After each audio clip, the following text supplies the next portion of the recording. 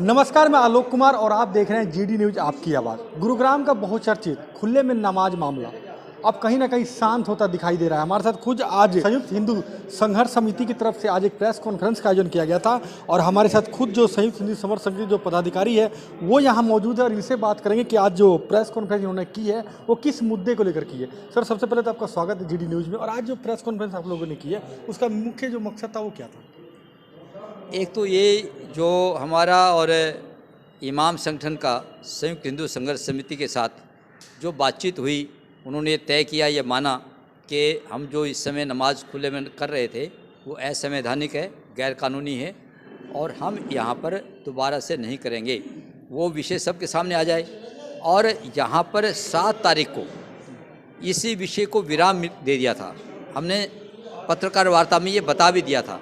उसके बाद भी कुछ राष्ट्रीय नेता मुस्लिम समाज के, जिनका काम ही जहर फैलाना है, जिसमें पर्सनल बोर्ड के पदाधिकारी हो सकते हैं, जिसमें असुद्दीन ओवैसी हो सकता है, या कोई एक्स एमपी हबीब हो सकता है, या कोई डॉक्यूमेंट्री फिल्म बना करके भ्रांति फैलाने का काम कोई अल्ताफ़ नाम का व्यक्ति कर सकता है। वो सारा खुलासा करके उनको ये बताना कि वो इस प्रकार की बात करने से, इस प्रकार का काम करने से बाज आएँ, मुस्लिम समाज में जहर घोलना बंद करें और हिंदू मुस्लिम भाईचारे को, शांति को बने रहने दें। सर, पहले 37 स्थानों पर जो नमाज है वो अदा की जाती थी, उसके बाद अब जो प्रशासन से चाहे आप लोगों की जो सहमति बनी है, कितने स्थानों पर जो आज जो कल है वो जुम्मे की नमाज अदा होगी? ये अभी मीडिया से मेरा निवेदन है आपके चैनल के माध्यम से कि ये जो 37 स्थानों का जो नाम आ रहा है, ये इस नैरेटिव को तोड़ना चाहिए। ये 37 स्थान 2018 में मई के महीने में केवल एक दिन जुम्मे की नमाज रमज़ान में पढ़ने के लिए सहमति थी। वो लिखित नहीं थी, मौखिक थी। उसमें ना प्रशासन के हस्ताक्षर हैं, ना हिंदू संघर्ष समिति के हैं, ना इमाम संगठन के हैं, किसी का भी नहीं है। लेकिन इन्होंने उस नैरेटिव को 3 साल में स्थापित कर दिया। मैं आपके माध्यम से कहता हूँ, कोई स्थान नहीं थे, 37 स्थान केवल अस्थायी थे। उसके बाद फिर 20 स्थान हुए और 20 भी शून्य हो गए हैं। अब उन 37 स्थान जिनमें ये बार बार चर्चा करते हैं, किसी भी स्थान पर कल जुम्मे की नमाज जो होगी 17 तारीख को, एक भी जगह नहीं होगी, ऐसा मुझे विश्वास है। हमारा आग्रह भी है प्रशासन से भी, और सरकार ने भी इसको स्वीकार कर लिया है, प्रशासन ने भी स्वीकार कर लिया है, इमाम संगठन ने भी स्वीकार कर लिया है। इसमें अब कुछ भी कहने का, करने का रहता नहीं है। केवल जो मुस्लिम लोग अपनी राजनीति करते हैं, इनके वोटों पर नज़र रखते हैं, इनको बहकाते हैं, बरगलाते हैं, केवल उनका विषय रह गया है। वे भी इससे बाज आएँ, ऐसा आपके माध्यम से उनको संदेश देना चाहिए। सर, कल जुम्मे की नमाज अदा होगी तो क्या आप लोग उम्मीद जताते हैं कि कल खुले में जो नमाज है वो अदा नहीं होने दी जाएगी? नहीं, वो तो सरकार का, प्रशासन का वो है जी।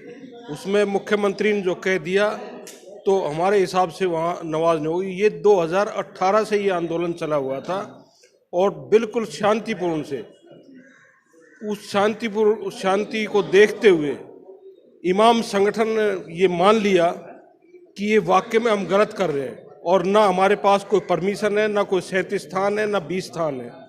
और उन्होंने आके हमसे 6 स्थानों का भी जिक्र कर रहे थे। नहीं, 6 स्थान जो है, जब तक उनकी कोई वैकल्पिक वो नहीं हो जाती तब तक वो 6 स्थान कुछ समय के लिए उन्होंने प्रशासन से लिए हैं और कुछ शुल्क देके, फ्री में नहीं। जैसे कोई भी भाई सर्कस लगता है तो भी वो परमिशन ले लेते हैं, कोई मेला लगता है तो भी परमिशन होती है। इस हिसाब से उन्होंने प्रशासन से कुछ समय के लिए परमिशन ली। अच्छा, यानी आपके कहने का मतलब है कि 6 स्थान के अलावा अगर कहीं भी खुले में नमाज अदा होगी तो उसका आप लोग विरोध करेंगे?